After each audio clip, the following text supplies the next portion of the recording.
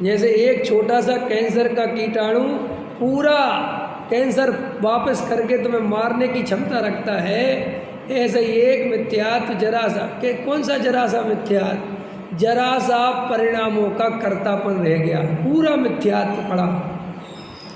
आचार्य भगवान समय सार में कुंद कुंद भगवान कहते हैं, अगर एक पुद्गल परमाणु में भी, पूरे जगत के सारे पुद्गलों में नहीं, एक पुद्गल परमाणु कितना छोटा होता है, एक मुनिराज को वस्त्र का धागा भी नहीं होता, लेकिन पिछी कमंडल में एकत्र रह गया तो पूरा मुनि बना चला गया। सोचो, बोलो देवेंद्र जी, कितनी साधना है भैया। घर छोड़ा, परिवार, मकान, दुकान सब छोड़ छाड़ के नग्न खड़े हो गए और रात दिन अपने बैठे ध्यान कर रहे, एक टाइम भोजन कर रहे, जो जो भी मुनिराज का स्वरूप है, और जरा सा बस पिछी कमंडल में राग रह गया, मेरा पिछी कमंडल, बस इतने में पूरा संसार खड़ा है। सोचो बात, ये मेरा और तेरे से कितना भयंकर संसार एक सेकंड के अंदर खड़ा हो सकता है। बताओ, उस साधु की सारी साधना व्यर्थ चली गई, बस जरा सा कमंडल में एकत्र हो गया। चलो साहब, कमंडल में तो नहीं हुआ, लेकिन शुभ भाव में एकत्र हो गया। देखो मेरी चर्या कितनी अच्छी है और साधु की चर्या कितनी बुरी है। मैं तो भैया अपना पूरा निर्दोष आहार लेता हूँ, मैं तो शुद्ध भोजन ही लेता हूँ, नवदा भक्ति पूर्वक ही लेता हूँ, मैं और साधुओं की तरह नहीं हूँ। मैं कभी गृहस्थों से ज़्यादा संपर्क नहीं करता, मैं राग द्वेष नहीं करता, बस इन परिणामों में अहमपना हो गया, इससे अपने को भला माना, फिर मिथ्यात्व बच गया। बोलो, मिथ्यात्व कितनी खतरनाक चीज़ है। माने मिथ्यात्व कहाँ कहाँ किस किस रूप में आपके सामने खड़ा हो सकता है, आप उसे पहचान भी नहीं सकते। जैसे सातिर चोर होते ना, सातिर चोर, तो कहते कि भैया बहुत बड़ा बैंक है और बहुत सिक्योरिटी में बहुत बड़ा कीमती हार, कीमती कोई सामान रखा हुआ है, बड़ी पुलिस लगी हुई है, बड़ी सुरक्षा बल लगे हुए हैं, बंदूक लेके खड़े हुए हैं, चोर आ ही नहीं सकता, यहाँ परिंदा पर नहीं मार सकता, है ना, ऐसी फिल्म देखी होंगी आपने। लेकिन वो चोर क्या करता है, फिर भी चोरी कर ले जाता है। तो वो चोरी करने का उसका स्टाइल देखोगे, क्या करेगा कि पुलिस का ही रूप रख लेगा, अब सिक्योरिटी का रूप रख लेगा, ऑफिसर बन के आ जाएगा, बड़ा ऑफिसर की ड्रेस पहन के एकदम एक्टिंग करेगा। कौन है यहाँ पे, किसकी सिक्योरिटी चल रही, साहब आप कौन, मेरे से पूछता है मैं कौन, और एक चांटा लगा दिया उसने। वो भैया वो तो घबरा गया बेचारा, छोटा कांस्टेबल है, पुलिस वाला के भैया होगा कोई बड़ा ताकत हो, चलो हटो यहाँ से। और अंदर गया और चुपचाप बाहर लिया और निकल गया उन्हीं के सामने, और कह रहे वही तो चोर था वो। ऐसा ही ये मिथ्यात्व इतने रूप रखता है, इतने रूप रखता है कि ये जीव पहचान ही नहीं पाता कि किस रूप में आया है। तुमने स्त्री पुत्र मकान दुकान से भेद ज्ञान करके भग गए, तो वो कहता कोई बात नहीं, भग जाओ, क्या दिक्कत है, कि अब मिथ्या तुम चले जाओगे कि हाँ हाँ चला जाऊँगा, तुम छोड़ दो स्त्री पुत्र छोड़ दो, घर छोड़ दो, कि चले जाओगे कि हाँ चला जाऊँगा। तो अपन ने छोड़ दिए और अपन छोड़ के आश्रम वगैरह में या वनवासी जंगलवासी जो भी संत साधु बन गए। अब अपन खुश हो गए कि हमारा तो मिथ्या छूट गया, लेकिन वो छूटा नहीं। उसने क्या किया, घर में से एकत्व हटा के आश्रम में एकत्व करा दिया। अब ये आश्रम में एकत्व ही मिथ्यात्व है, उसको पता ही नहीं चल रहा। बोलो मिथ्यात्व कितनी खतरनाक चीज़ है। समझे, मिथ्यात्व बहुत खतरनाक चीज़ है।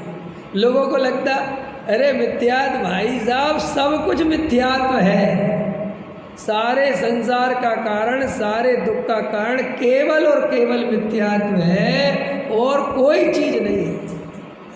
ये दया दान पूजा भक्ति व्रतशील संयम अनंत बार करे, अनंत बार छोड़े और अनंत बार फिर करोगे, लेकिन मिथ्यात्व का नाश करना भाई साहब बहुत कठिन है। जो अनंत ज्ञानियों ने संसार का कारण पहले नंबर पर मिथ्यात्व को बताया, उनने बहुत सोच समझ के बताया, और ये मिथ्यात्व का कारण हम जैसे गृहस्थों ने नहीं बताया। संसार का कारण। ये त्यागी वृत्ति संत साधु भावलिंगी मुनिराजों ने बताया कि संसार का कारण मिथ्यात्व है। हमने कहा मुनिराज, हे आचार्य, संसार का कारण मिथ्यात्व है, ये पंचेंद्रिय के विषय भोग नहीं है क्या, ये घर गृहस्थी नहीं है क्या? हमने कहा ना ना, ये नहीं है। सोचो बात, जो खुद छोड़ के बैठे हैं, जो खुद जंगलवासी वनवासी एकांतवासी भावलिंगी मुनिराज, वे अपने से कहते, हे गृहस्थों, हे श्रावकों, सबसे पहले मिथ्यात्व का त्याग करो, उसके बिना संयम नहीं आ सकता। जबकि मुनिराज को तो सबसे पहले काय की प्रेरणा देनी चाहिए कि तुम तो संयम लो, संयम लो। नहीं नहीं नहीं नहीं, मिथ्यात्व के बिना जाए बिना संयम कहाँ से आए? तो सुनो, और कितने रूप हैं मिथ्यात्व के, कि गृहस्थ आश्रम में एकत्व कर लिया, चलो फिर किसी ने समझाया कि देखो भाई गृहस्थ सॉरी ये जो आश्रम है इसमें एकत्व करोगे तो भी मिथ्यात्व है। तो बोले ठीक है, आश्रम से एकत्व छोड़ दिया, अब तो मिथ्यात्व गया। अब मिथ्यात्व से कहा कि अब तो चले जाओगे, हम आश्रम में एकत्व नहीं करेंगे। कहाँ चले जाएंगे? चले जाएंगे। फिर शिष्यों में एकत्व करा दिया। किसमें करा दिया? जो शिष्य बनाए, दो चार चेले चपाटे, उनके प्रति प्रेम जग गया। फिर ये शिष्य मेरे अनुसार परिणमन करें, अब ये सारी कसाई जग गई, फिर मिथ्यात्व आ गया। फिर किसी ने समझाया, फिर कहा चलो ये भी छोड़ते हैं। तो बोले साहब, अब ये जो दया दान पूजा भक्ति स्तुति, जो ये हमारा निर्मल आचरण है, इसके कर्ता तो हम हैं ना। ये तो हम बड़ी, देखो और मुनिराज इतना अच्छा आचरण नहीं पालते जितना हम पालते हैं। अब इसमें एकत्व हो गया, इसमें ममत्व हो गया, इसमें कर्तृत्व हो गया। आचार्य कहते फिर मिथ्यात्व हो गया। अब बोलो, मिथ्यात्व बैरी का अंश बुरा है कि नहीं? भाई साहब, मिथ्यात्व ऐसा है कि जिसके निमित्त से तुम मिथ्यात्व को भगाते हो, मिथ्यात्व उसी निमित्त से फलता फूलता है। नहीं आई ये बात, लाइन समझ में नहीं आई। क्या बोला है मैंने? तुम जिस निमित्त से मिथ्यात्व को भगाना चाहते हो, मिथ्यात्व उसी निमित्त से फलता फूलता है। मिथ्यात्व उसी निमित्त में बैठकर डमरू बजाता है। आज शिव जी का दिन है ना, डमरू बजेगी, डमरू। समझ में आया कि नहीं आया है? हाँ, तो मिथ्यात्व कहता कैसे भगाएगा तू मुझे? मिथ्यात्व है ना अपना शत्रु। अपन ने कहा तुझे भगाएंगे, उसने कहा कैसे भगाओगे? उनने कहा पूजा पाठ भक्ति करके। बोले भगा के दिखा। तो अपन गए, सुबह 5 बजे से भैया पूजा पाठ भक्ति करने लगे, नींद खराब कर करके आने लगे भैया कैसे करके, चलो करो करो। मिथ्यात्व बैठे बैठे हंसता है, कहता अब भग जाएगा, अब भग जाएगा। भग क्या जाएगा? उसी पूजा पाठ भक्ति में, उसी व्रत उपवास में एकत्व हो गया। सो पहले तो मिथ्यात्व कमजोर था, अब और गाढ़ा हो गया। कि क्यों?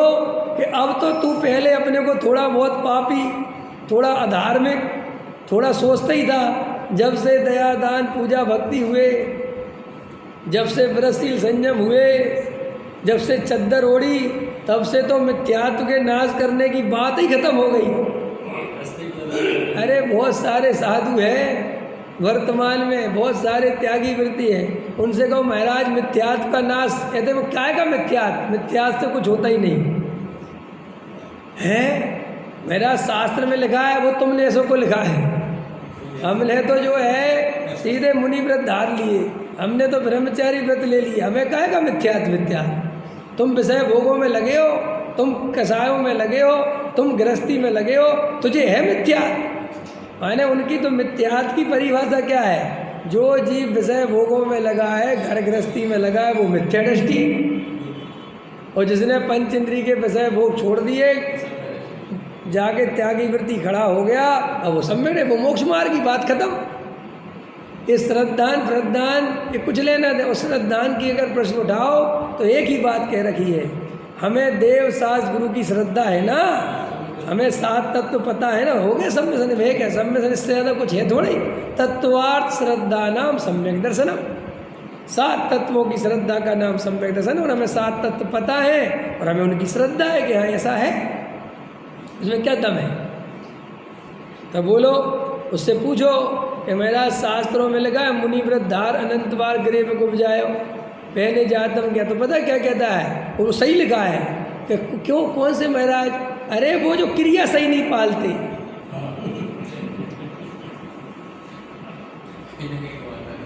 उसके तर्क है, ऐसा नहीं है, उसका अपना तर्क है। वो कहता है कौन से साधुओं के लिए लिखा, जो क्रिया नहीं पालते, जो 28 गुंगलों में दोष लगाते हैं, जो एसी चलाते हैं, पंखे चलाते हैं, मोबाइल रखते हैं, परिग्रह रखते हैं, वे साधु जो है उनकी हालत है, उनको मोक्ष नहीं मिलता, वे सच्चे साधु नहीं है। हम तो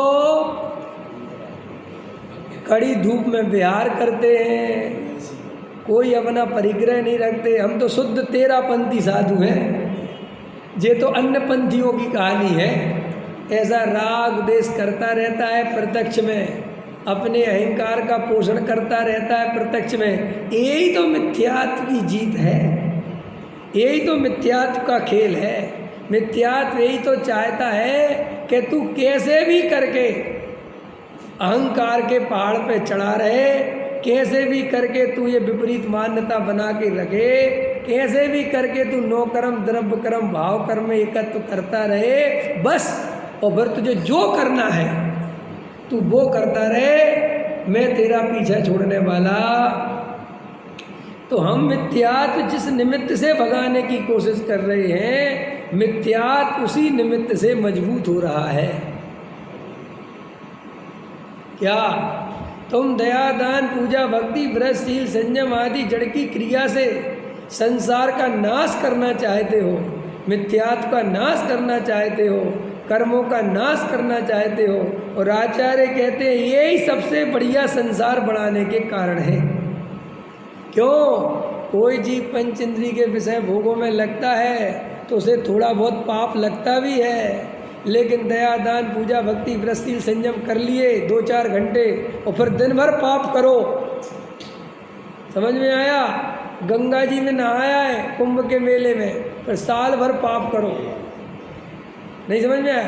ऐसे ही दया दान पूजा भक्ति कर लिया, स्वाध्याय कर लिया थोड़ा बहुत बस, फिर दिन भर पाप करो, दिन भर बहु आरम परिग्रह की भावना भाव, दिन भर पैसा पैसा करते रहो। इसको लगता है कि सुबह हमारा हो गया धर्म, अब ये तो हमारा समय है पैसा कमाने का। अरे भाई, ऐसा जीव कभी सम्यक दृष्टि नहीं हो सकता।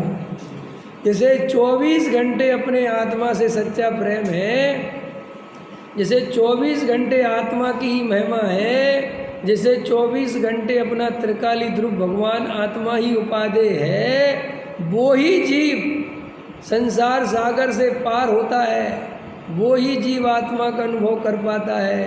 और कोई जीव चाहे बाहर में कितनी दया दान व्रत शील संयम आदि पाले, अंदर में आत्मा की सच्ची रुचि के बिना, वेद ज्ञान के बिना, तत्व निर्णय के बिना मिथ्यात्व छटाक भर भी नहीं छटता।